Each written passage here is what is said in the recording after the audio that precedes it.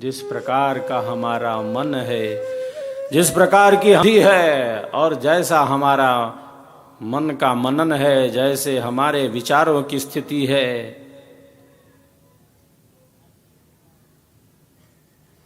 उसी विचारों के प्रवाह में जैसे बहे जा रहे हों, जैसा हमारा मन मनन करता है और जैसे बुद्धि उसका विवेचन करती है। मन का मनन और बुद्धि का विवेचन, मन का मनन और विवेचन हमें गतिमान कर रहा है। ये शरीर रूपी रथ, इंद्रिय रूपी घोड़े निरंतर हमारे शरीर रूपी रथ को आगे बढ़ाते जा रहे हैं।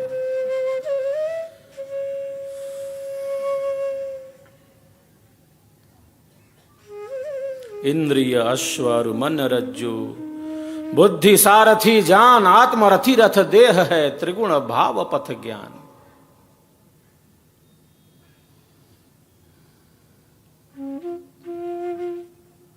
तो श्रेष्ठ विचारों के श्रवण से, सत्संग के श्रवण से, कल्याणकारी वाणियों के श्रवण से हमारी जो गति है वह आध्यात्मिक हो सकती है, होती है। तो सत्संग होगा नहीं, स्वरवेद होगा नहीं, तब केवल और केवल वही चिंतन दिन रात।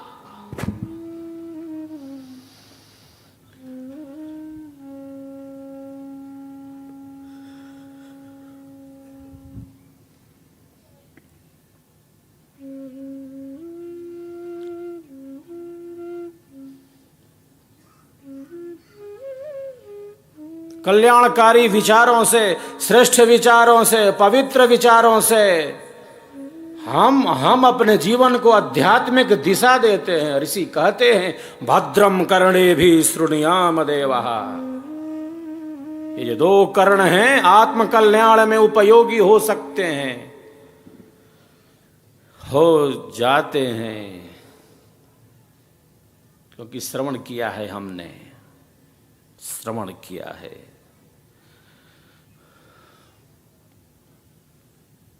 इसीलिए श्रवण को इतनी प्रमुखता दी गई। सुनना, गुरु के समीप बैठना, सत्संग करना, जो कल्याणकारी वाणियां हैं उनको खूब खूब सुनना। यागम काल है, स्वाध्याय काल है, प्रवचन काल है और व्यवहार काल है। श्रवण करना, खूब खूब श्रवण करना, और केवल श्रवण ही नहीं करना, उस पर विचार करना जो सुना था।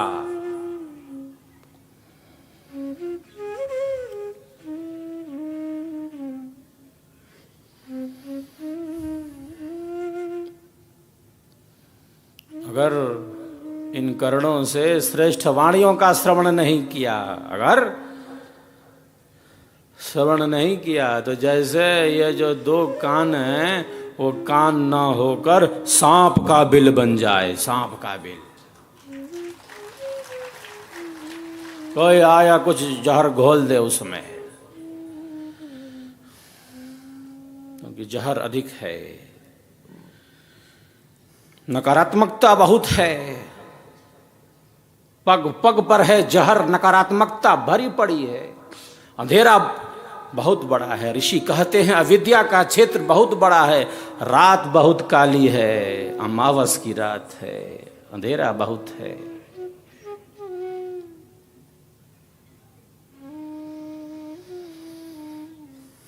नकारात्मकता बहुत है, अशुद्धि बहुत है।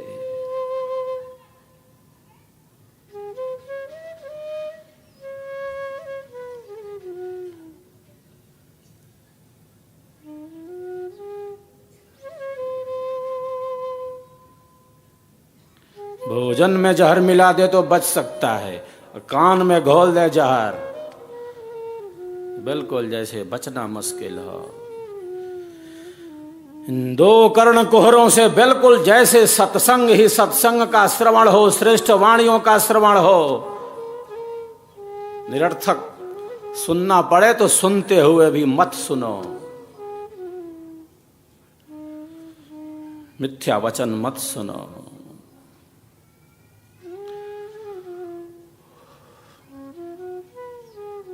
अनियंत्रित श्रवण करना पड़े तो जैसे सुनते हुए भी न सुनने का प्रयत्न हो।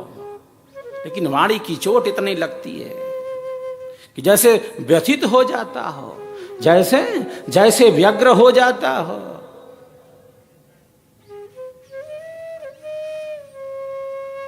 तो गांठ बना लेता है, ऐसा बोला था, ऐसा किया था।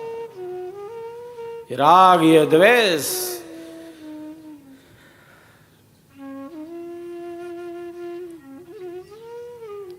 जैसे हमारे अंतःकरण की स्थिति को, जैसे जैसे जैसे हमारे अंतःकरण की स्थिति को कितना परिवर्तित कर रहा हो।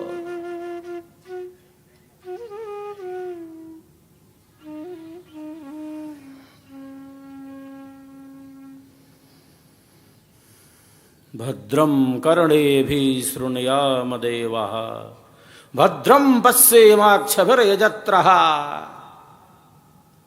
कानों से भद्र भद्र सुने, कल्याणकारी सुने।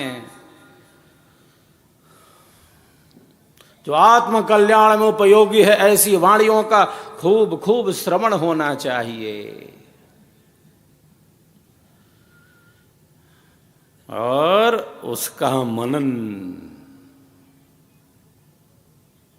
जो जो हमने सुना,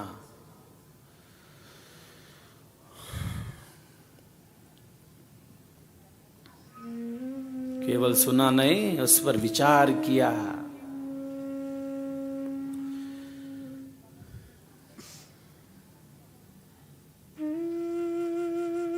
और केवल विचार ही नहीं किया, उसका व्याख्यान भी किया, प्रवचन किया, दूसरों को बताया। जो हमने सुना था, जिसका हमने चिंतन किया था, जिसका हमने मनन किया था,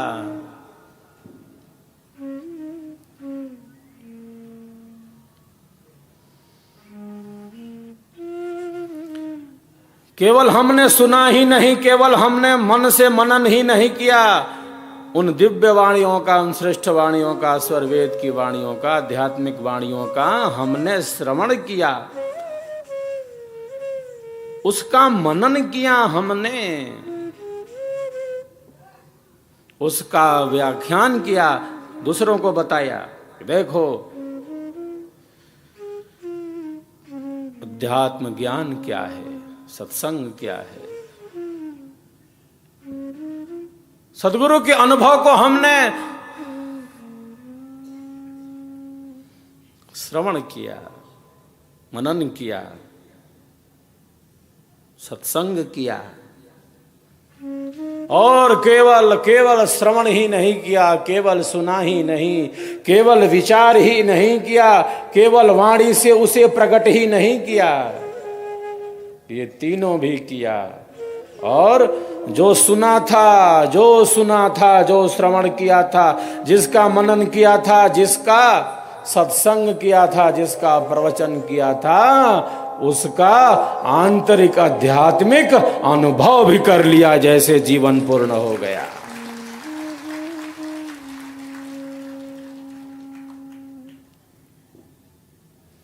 केवल सुना ही नहीं, केवल मनन ही नहीं किया, केवल सत्संग ही नहीं किया, बल्कि क्रियात्मक रूप से अनुभव कर लिया।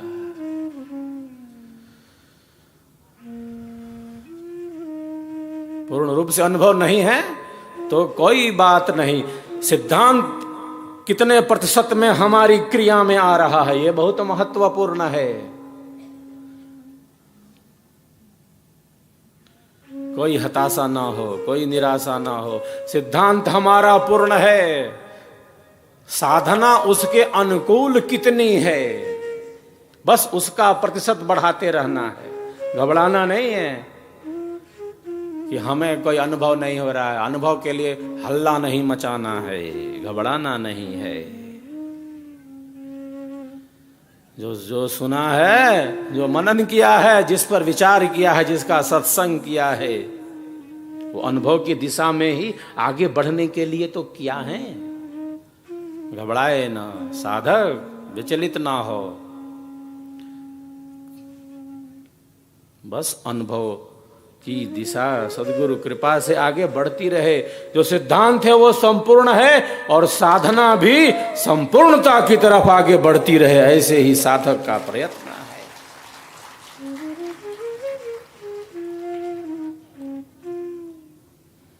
अनुभव का क्षेत्र तो बहुत बड़ा है, बहुत व्यापक है अनुभव का क्षेत्र।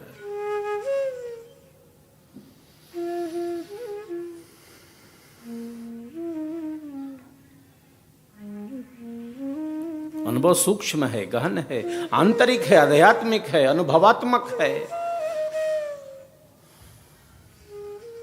वो परम सत्य से संस्पर्शित है। पर जो सुना था, जो मनन किया था, जिसका प्रवचन किया था, वो भी तो परम सत्य से संस्पर्शित ही था। क्यों? क्योंकि हमने सद्गुरु के अनुभव को सुना था। हमने विहंगम योग के ज्ञान को सुना था, श्रवण किया था।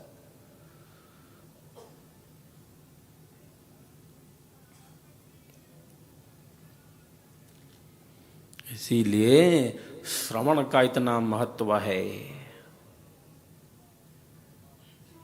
मनन का, श्रवण मनन निधिध्यासन और अभ्यास, साक्षात्कार।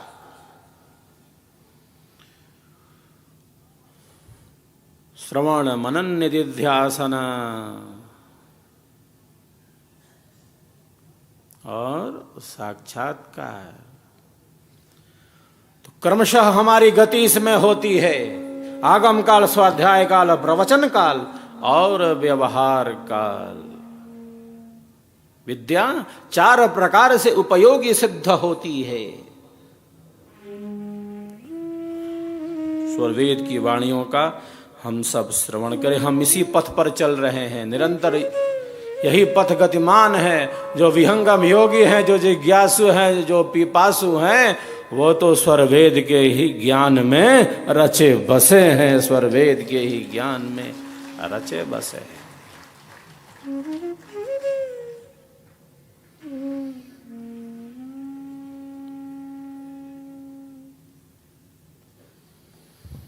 क्योंकि हरा पेड़ जानता है कि सावन की रिमझिम फुहारे क्या है। हरा पेड़ जानता है कि सावन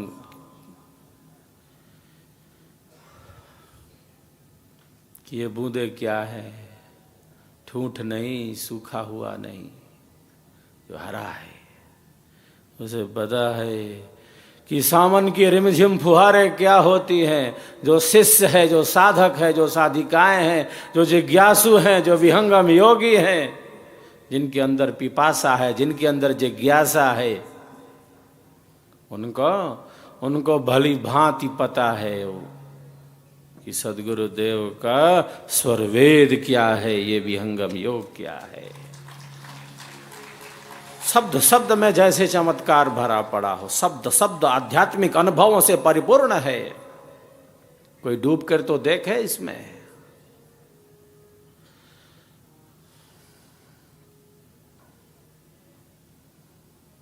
जो गोताखोर है, समुद्र में डुबकी लगाकर समुद्र में कहां कहां रत्न छिपे हैं ढूंढ लेता है।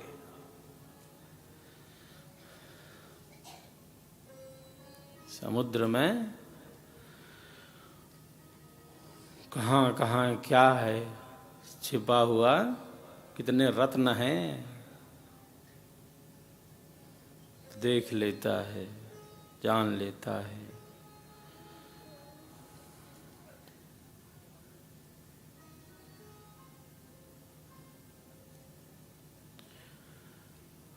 जो साधक हैं, जो साधिकाएं हैं, जो विहंगम योगी हैं, वो स्वरवेद के ज्ञान के प्रवाह में स्वरवेद के समुद्र में ही डुबकी लगाकर रत्नों को ढूंढ लेते हैं, रत्नों को ढूंढ लेते हैं।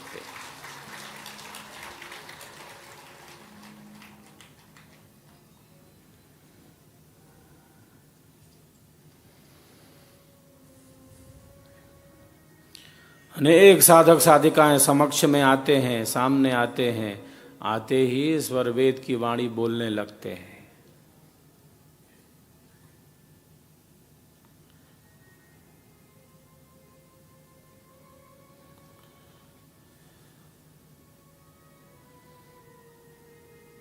स्वरवेद की वाणी बोलने लगते हैं,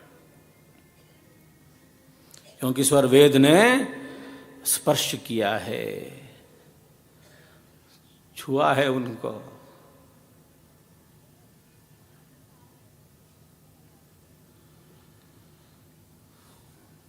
स्वरवेद की वाणी बोल रहे हैं। और बहुत बार केवल वाणी ही नहीं बोलती उनकी, केवल वाणी से ही नहीं बोलते, आंखों से जैसे अश्रु की धारा बह पड़ी हो, आंखों से जैसे अश्रु की धारा बहती जा रही हो।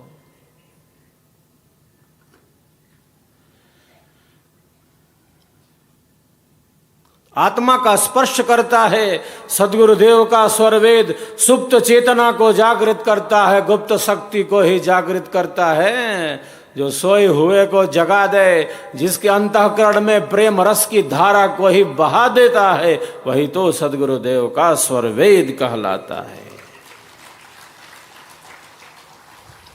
सोई हुई शक्ति को जगा दे, जो झकझोर दे,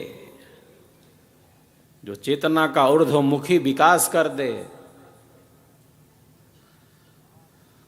जो जागते रहो का शंखनाद करे, जो सदैव हमें प्रकाश में स्थित रखे, वस्तु का वास्तविक प्रत्यक्ष कराए, जो वस्तु जैसा रहे तैसा वाको जान, रूप बोध निर्भ्रांत है संशयहीन सज्ञान।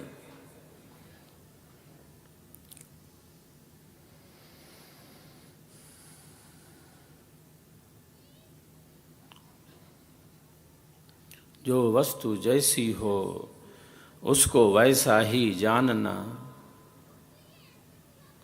यही विद्या और ज्ञान का वास्तविक लक्षण है। बहुत बार हम जानते बहुत हैं, लेकिन इतना गलत जानते हैं, इतना गलत समझते हैं, हमारे विचारों में इतनी संकीर्णता है। वस्तु कुछ है और हम उसका कुछ अन्य प्रत्यक्ष कर रहे हैं, मामला कुछ है और हम कुछ भिन्न समझ रहे हैं।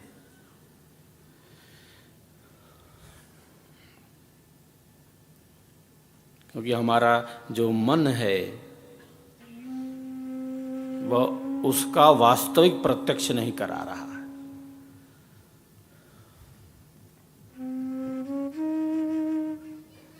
इसीलिए ऋषि ने कहा है, ज्ञान का अभाव अविद्या नहीं है, बल्कि झूठ ज्ञान, विपरीत ज्ञान, मिथ्या ज्ञान, असत्य ज्ञान, संशयों से भरा हुआ ज्ञान, जिसमें संशय है, जो सत्य नहीं है, जो यथार्थ नहीं है, जो सत्य से संस्पर्शित नहीं है, उस ज्ञान को अविद्या कहा है। मिथ्या ज्ञान, झूठ ज्ञान, असत्य ज्ञान।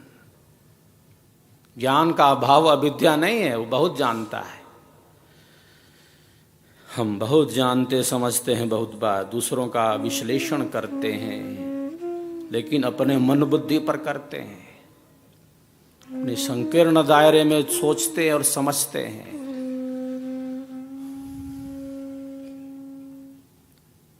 जैसे हमारे मन की स्थिति है, बस वही दिखता है। जैसा जिस रंग का चश्मा पहना है वही बाहर दिखता है।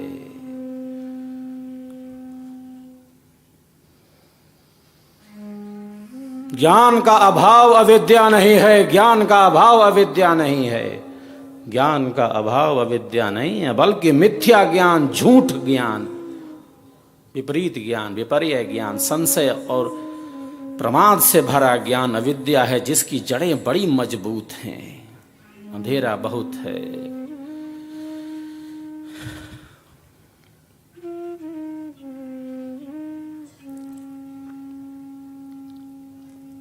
जो वस्तु जैसी हो उसको वैसा ही हम जान सकें, हम उसका अनुभव कर सकें।